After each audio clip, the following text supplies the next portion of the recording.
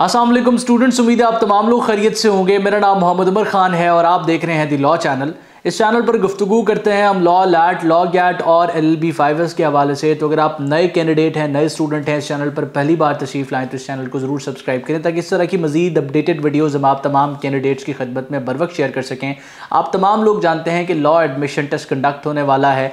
जिस specific light के लिए ये वीडियो बनाई जा रही है वो 13 अप्रैल 2025 का लैट है, लेकिन उसके बाद कंडक्ट होने वाले लॉ एडमिशन टेस्ट के लिए भी ये वीडियो जो है इस्तेमाल की जा सकती है। आप तमाम लोगों को बताता चलूँ कि हम एक कंप्लीट प्रिपरेटरी सीरीज़ को इस चैनल पर अपलोड कर रहे हैं, जिसको प्लेलिस्ट के सेक्शन में जाके आप एक्सेस कर सकते हैं। ये वो स्पेसिफिक प्लेलिस्ट है जिसमें हम लॉ एडमिशन टेस्ट को प्रिपेयर कर रहे हैं साल 2025 के लिए।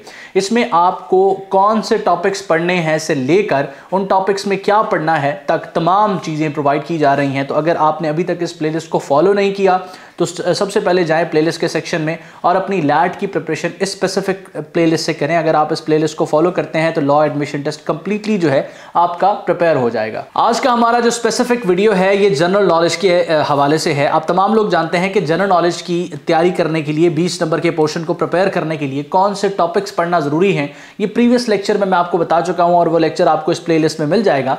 आज का जो लेक्चर है इससे हम इंपॉर्टेंट MCQs को स्टार्ट कर रहे हैं, यानी कि जो मैंने आपको टॉपिक्स वगैरह बताए थे उनसे रिलेटेड कौन से ऐसे क्वेश्चंस हैं जो आपसे पूछे जा सकते हैं, ये हम इस इंपॉर्टेंट MCQ की वीडियो सीरीज में कवर करने वाले हैं। तो सबसे पहले हम इस लेक्चर को स्टार्ट करते हुए क्वेश्चंस डिस्कस करते हैं। अच्छा, मैं आपके साथ सवाल डिस्कस करूंगा और मैं उम्मीद करूंगा कि आप वीडियो को पॉज करके अपना एक एजुकेटेड गेस जो है लगाएंगे। सबसे पहले तो आप कोशिश करेंगे कि आपको वो सवाल आता हो। इन केस अगर आपके जो है वो नॉलेज में वो स्पेसिफिक फैक्ट नहीं है तो फिर आपने एक एजुकेटेड गेस जो है वो लगाने की कोशिश करनी है, और इन केस आप उसमें भी नाकाम होते हैं तो फिर आप मेरे दिए हुए जवाब से कुछ सीख सकते हैं।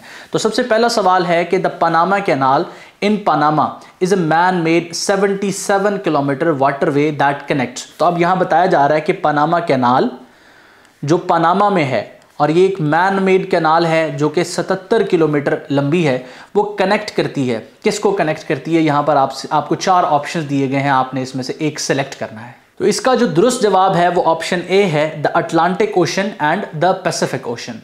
उसके बाद जो दूसरा क्वेश्चन है, the Pico island is located in. अब सबसे पहले तो आपने पीको आइलैंड को सर्च करना है। ये एक ग्रुप ऑफ आइलैंड है जो बेसिकली वाक़ है पुर्तगाल में, ठीक है। तो आपने जब इसको सर्च करेंगे, इससे रिलेटेड जो पिक्चर्स होंगी, वीडियोस होंगी, उनको अगर आप सिर्फ 1 से 2 मिनट ही देख लेते हैं तो आपकी जो विजुअल मेमोरी है उसमें ये सारी चीज़ सेव हो जाएगी। पीको आइलैंड के अलावा भी जो वहाँ पर आइलैंड लोकेटेड हैं जो फेमस है टूरिज्म के हवाले से, वो सारे के सारे आपकी उस विजुअल मेमोरी का हिस्सा बन जाएंगे और ये चीज़ आपको भूलेगी नहीं। तो बजाय इसके कि कैंडिडेट रट्टा लगाता रहे पीको आइलैंड के बारे में कि वो पुर्तगाल में है, जब आप इसको सर्च करेंगे तो आपको उससे रिलेटेड सारी चीज़ें एक विजुअल तरीके से क्लियर हो जाएंगी जो फिर आपको भूलेंगे नहीं। उसके बाद Sultan Ahmed mosque in Istanbul is popularly known as. अब यहां आप सवाल देखें, सुल्तान अहमद मॉस्क कहां पर वाक़ है? इस्तांबुल में वाक़ है। अगर आपसे पूछ लिया जाए कि सुल्तान अहमद मॉस्क कहां पर लोकेटेड है तो आप इसका जवाब इस्तांबुल देंगे। जो क्वेश्चंस मैं आपको बता रहा हूं इनमें भी क्वेश्चंस छुपे हुए हैं जो आपने प्रिपेयर करना है। तो ये जो है मशहूर किस नाम से है? Popularly known as. तो इसका जो दुरुस्त जवाब है वो है जी ब्लू मॉस्क। ये लैट में पूछा गया सवाल है। अब आपसे अगर फॉर एग्जाम्पल पूछा जाए कि ब्लू मॉस्क कहां पर लोकेटेड है तो आपने इस्तांबुल बताना है। अब आपने करना क्या है, हर एक क्वेश्चन को आपने सर्च करना है ताकि ये जो 30 सवाल मैं आपको पढ़ा रहा हूं इन 30 सवालों से रिलेटेड भी अगर कुछ पूछा जाए तो आपको बासानी जो है वो चीज़ प्रिपेयर्ड हो। तो आप सिंपली गूगल पर जाकर ब्लू मॉस्क लिख देंगे, इससे कनेक्टेड जितनी भी चीज़ें होंगी वो आपको विकिपीडिया के पहले एक पेज में सजेस्ट हो जाएंगी। 2 से 3 पॉइंट्स होंगे, आप लिख लेंगे, आपके ब्लू मॉस्क से रिलेटेड तमाम के तमाम फैक्ट्स प्रिपेयर हो जाएंगे। और एक और चीज़ यहाँ पर आप देखें कि जो मैंने इंपॉर्टेंट टॉपिक्स बताए थे उसमें मॉस्क भी एक टॉपिक था जिससे रिलेटेड आपसे क्वेश्चन पूछे जा सकते हैं। उसके बाद जो नेक्स्ट क्वेश्चन है इसमें आपसे हेडक्वार्टर्स के हवाले से पूछा जा रहा है। हेडक्वार्टर्स मैंने आपको जब आउटलाइन पढ़ाई थी तो उसमें मैंने बताया था कि आपने हेडक्वार्टर्स को भी प्रिपेयर करना है। मुख्तलिफ इंटरनेशनल ऑर्गेनाइजेशंस और जो रीजनल ऑर्गेनाइजेशंस बनाई जाती हैं उनके हेडक्वार्टर्स कहाँ पर हैं और उसके जो ऑफिशियल लैंग्वेजेस हैं वो कौन सी हैं, उनके फाउंडिंग ईयर्स कौन से हैं और स्पेसिफिकली जिन रीजनल ऑर्गेनाइजेशंस का पाकिस्तान मेंबर है उनके हवाले से आपने लाजमी प्रिपेयर करना है। तो यहाँ हेडक्वार्टर के बारे में पूछा जा रहा है। इंटरनेशनल ओलंपिक कमेटी IOC के हेडक्वार्टर के बारे में आपसे सवाल किया जा रहा है। इसका जो दुरुस्त जवाब है वो लाओसेन है। ये स्विट्जरलैंड में जो है IOC का हेडक्वार्टर लाओसेन में जो है वाक़ है। उसके बाद नेक्स्ट आप देख सकते हैं कि what is the name of ocean that lies between Europe and United states. अब ओशंस के हवाले से भी पूछा जाता है। जब मैं आपको बताता हूं कि आप जनरल नॉलेज प्रिपेयर करना स्टार्ट करें तो ज़मीन को 2 हिस्सों में तकसीम करें। सबसे पहले आपने ओशंस को प्रिपेयर करना है, 5 ओशंस हैं। उसके बाद आपने कॉन्टिनेंट्स को प्रिपेयर करना है, क्योंकि जो हमारी जो है अर्थ है ये इसमें 2 चीज़ें हैं, या तो पानी है या ज़मीन है। जो पानी का हिस्सा है उसको हमने ओशंस में डिवाइड किया है, जो खुश्की का हिस्सा है उसको हमने कॉन्टिनेंट्स में डिवाइड किया है। तो जब आप ओशंस को पढ़ेंगे तो इनकी ज्योग्राफिक लोकेशंस को भी कि किन कॉन्टिनेंट्स के साथ जो है वो ये लाई करते हैं, ये सारी चीज़ें आपने प्रिपेयर करनी है। तो मौजूदा सवाल आपसे पूछ रहा है उस ओशन के नाम के बारे में जो यूरोप और यूनाइटेड स्टेट्स के दरमियान लाई करता है। तो इसका जो दुरुस्त जवाब है वो ऑप्शन ए अटलांटिक ओशन है। उसके बाद the orange river flows in. अब रिवर का भी ऐसा टॉपिक है जो मैंने आपको इंपॉर्टेंट टॉपिक्स में पढ़ाया था। तो ऑरेंज रिवर के हवाले से पूछा जाता है कि ये कहां पर फ्लो करता है। तो इसका जो दुरुस्त जवाब है वो साउथ अफ्रीका है। अच्छा, इसके बाद वो तमाम लोग जो लॉ एडमिशन टेस्ट को प्रिपेयर कर रहे हैं, आप तमाम लोगों के लिए एक बड़ा ईद डिस्काउंट है कि आप लोग जो है हमारा लैट प्रिपरेटरी कोर्स इस नंबर पर कोऑर्डिनेट करने के बाद 13 अप्रैल के लिए 50% डिस्काउंट अवेल करके ज्वाइन कर सकते हैं। यानी कि इस कोर्स को आप आधी फीस में ज्वाइन कर सकते हैं। वो लोग जो अभी तक अपनी प्रिपरेशन स्टार्ट जो है जिन्होंने नहीं की, या जो अभी तक अपनी तैयारी के हवाले से कंफ्यूज्ड हैं, आप इस कोर्स का हिस्सा बन सकते हैं। घर बैठ के कंप्लीटली लैट को प्रिपेयर कर सकते हैं। अगर तो आपको किसी रिसोर्स की ज़रूरत है जहाँ पर आपको तमाम कंसेप्ट समझाए भी जाएँ, आपको लेक्चर्स प्रोवाइड करने के साथ साथ डिजिटल नोट्स भी दिए जाएँ, ताकि बजाय इसकी कि आप सर्च करते रहें कि क्या पढ़ना है, आपको एग्जैक्ट मटीरियल मिल जाए कि आपने ये चीज़ पढ़नी है। उसके बाद आपके डिजिटल टेस्ट भी कंडक्ट किए जाएं, आपके रिटन सेक्शन के हवाले से भी आपको असिस्टेंस प्रोवाइड की जाए। और सबसे बड़ी बात इस कोर्स की कि आपसे फाइनल मॉक लिए जाएं, यानी कि टेस्ट कंडक्ट होने से पहले हम कॉम्प्रिहेंसिव मॉक टेस्ट भी लेते हैं। तो अगर आप इस कोर्स के हवाले से इंटरेस्टेड हैं, इसको इनरोल करना चाहते हैं, ज्वाइन करना चाहते हैं, तो इस ऑफर से फ़ायदा उठाएं। इस नंबर पर कोऑर्डिनेट करें, हमारी टीम के साथ इंटरेस्ट आएँ ताकि मजीद सारी इंफॉर्मेशन आपको प्रोवाइड की जा सके। उसके बाद नेक्स्ट क्वेश्चन आप देख सकते हैं कि which country is completely surrounded by south Africa from all sides. तो आपसे पूछा जा रहा है कि कौन सा ऐसा मुल्क है जो कंप्लीटली सराउंडेड है, यानी कि इस तरीक़ाकार से साउथ अफ्रीका की बाउंड्री है और यहाँ पर वो मुल्क लाई करता है और चारों तरफ से वो सराउंडेड है फ्रॉम साउथ अफ्रीका। तो इसका दुरुस्त जवाब आपने सोचना है। तो इसका दुरुस्त जवाब जो है वो लेसोतो है। आप इसकी जो है यहाँ पर पिक्चर भी देख सकते हैं, आपको यहाँ पर पिक्चर भी शो हो रही है जिसमें ये कंट्री चारों तरफ से सराउंडेड है फ्रॉम साउथ अफ्रीका। उसके बाद नेक्स्ट क्वेश्चन आप देख सकते हैं कि what was the name of first European who reached India by sea. तो इसका जो दुरुस्त जवाब है, आप तमाम लोग जानते हैं कि कौन सा ऐसा यूरोपियन था जिसने जो सबसे पहले इंडिया पहुंचता है। तो इसका दुरुस्त जवाब है वास्को डी गामा। उसके बाद नेक्स्ट क्वेश्चन आप देख सकते हैं the headquarter of Asian development bank. अब एक और सवाल आपसे पूछा जा रहा है हेडक्वार्टर से रिलेटेड। तो एशियन डेवलपमेंट बैंक का जो हेडक्वार्टर है वो है जी फिलीपाइंस में, ठीक है, फिलीपाइन में। इसके बाद जो नेक्स्ट क्वेश्चन है कि विच ब्रिज। अब ये देखें, ब्रिज से रिलेटेड भी एक क्वेश्चन आ सकता है, आपसे पूछा जा सकता है, या मुख्तलिफ किस्म की जो इंपॉर्टेंट प्लेसेस हैं उनसे रिलेटेड सवाल किया जा सकता है। Which bridge in Turkey connects Asia and Europe.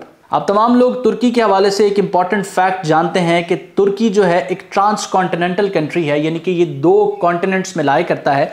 तो इन दोनों कॉन्टिनेंट, सबसे पहले वो दोनों कॉन्टिनेंट्स कौन से हैं, एशिया और यूरोप, और इन दोनों कॉन्टिनेंट्स के साथ तुर्की को कनेक्ट करने वाला जो ब्रिज है वो बॉस्फोरस ब्रिज है। इसका दुरुस्त जवाब सी है। उसके बाद नेक्स्ट क्वेश्चन आप देख सकते हैं पर्ल ऑफ इंडियन ओशन। अगर आप मैप को देखते हैं तो आप गौर करेंगे कि इंडियन ओशन में एक पर्ल की तरह लाई करता है क्या, श्रीलंका। तो इसको पर्ल ऑफ इंडियन ओशन भी कहा जाता है। उसके बाद Denmark is situated in. Denmark की जो है ज्योग्राफिक लोकेशन के हवाले से आपसे पूछा जा रहा है इस सवाल में।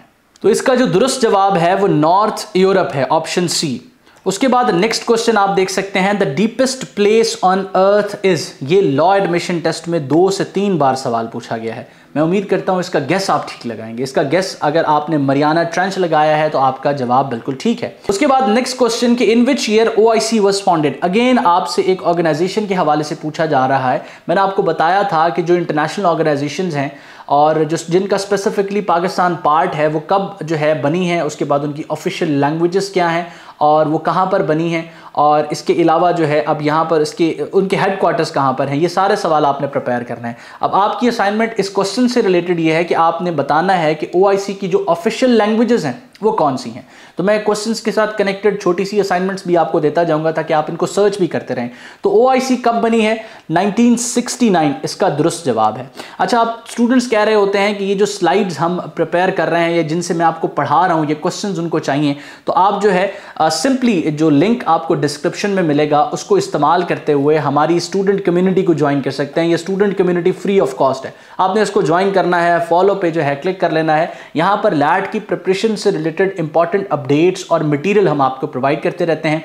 ये जो कंप्लीट लेक्चर है इसकी स्लाइड्स आपको यहाँ पर PDF फॉर्म में मिल जाएंगी जो कि बिल्कुल फ्री ऑफ कॉस्ट होंगी, और उसके बाद जितने भी लेक्चर्स आएंगे वो सारे आपको यहाँ पर मिलते रहेंगे। तो इसका डिस्क्रिप्शन में आपको लिंक मिल जाएगा, लिंक से ज्वाइन नहीं होता सिंपली आपने इस नंबर पर मैसेज करना है, व्हाट्सएप कम्युनिटी, आपको लिंक प्रोवाइड कर दिया जाएगा, आप बासानी उसको ज्वाइन कर सकते हैं। उसके बाद नेक्स्ट क्वेश्चन आप देख सकते हैं, largest gulf in the world is. तो इसका जो दुरुस्त जवाब है वो गल्फ ऑफ मैक्सिको है। अब आपने सर्च करना है, मैं प्रीवियस लेक्चर्स में भी अक्सर औकात जनरल नॉलेज पढ़ाते हुए बताता हूं कि आपने गल्फ को, बे को, स्ट्रेट को सर्च करना है। तो ज्योग्राफी को अंडरस्टैंड करने के लिए आपको ये चीज़ें पता होने चाहिए। गल्फ को आप सर्च कर लेंगे तो जो लार्जेस्ट गल्फ है वो गल्फ ऑफ मैक्सिको है। उसके बाद headquarter of UNO, United Nation Organization, are situated at. तो इसका दुरुस्त जवाब न्यूयॉर्क है। पाकिस्तान UNO का मेंबर कब बना है? पाकिस्तान जब UNO का मेंबर बना था तो किस मुल्क ने पाकिस्तान को अपोज किया था? उसके बाद जो है इस तरह की जो है फैक्ट्स UNO से रिलेटेड आपने लाजमन प्रिपेयर करना है, ये एग्जाम में पूछे जाते हैं।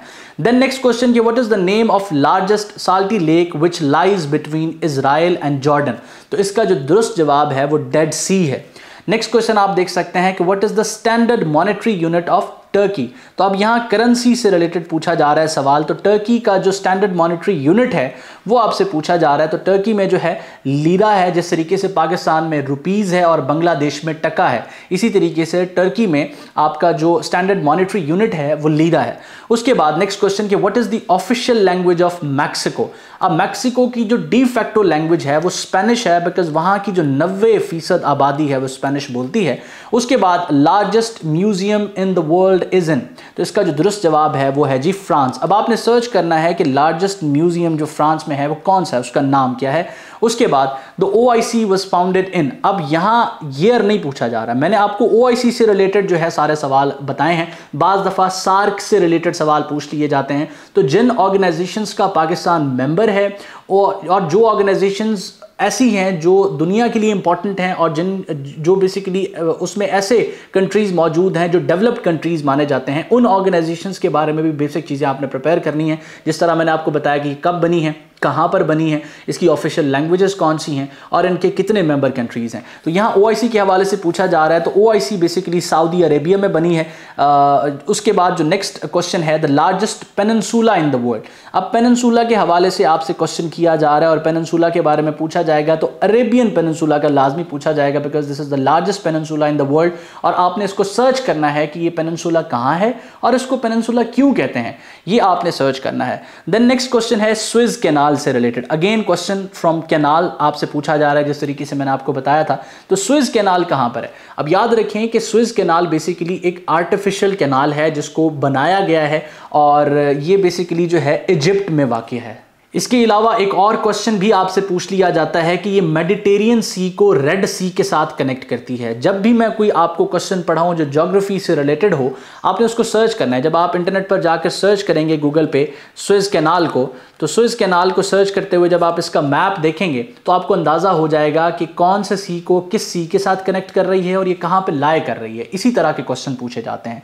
देन स्ट्रेट से रिलेटेड क्वेश्चन है, स्ट्रेट ऑफ मलाका के बारे में पूछा जा रहा है। The strait of Malacca connects which two major bodies of water. तो इसका जो दुरुस्त जवाब है वो ऑप्शन बी है, Andaman sea and South China Sea, यानी कि इंडियन ओशन और पैसिफिक ओशन। उसके बाद नेक्स्ट क्वेश्चन है कि which of the following US presidents was assassinated. तो इसका जो दुरुस्त जवाब है वो ऑल ऑफ द अबव है।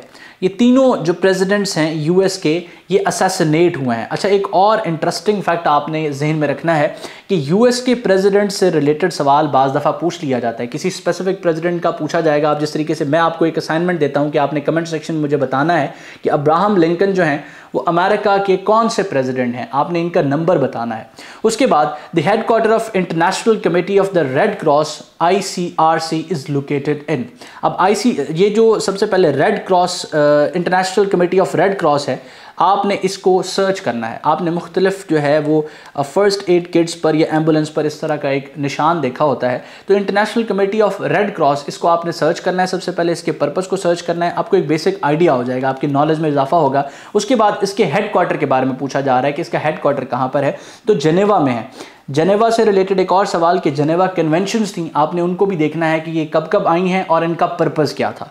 उसके बाद नेक्स्ट क्वेश्चन आप देख सकते हैं कि who has written the famous book Das Kapital. Das Kapital is a very famous book और ये लिखी गई है कार्ल मार्क्स की तरफ से।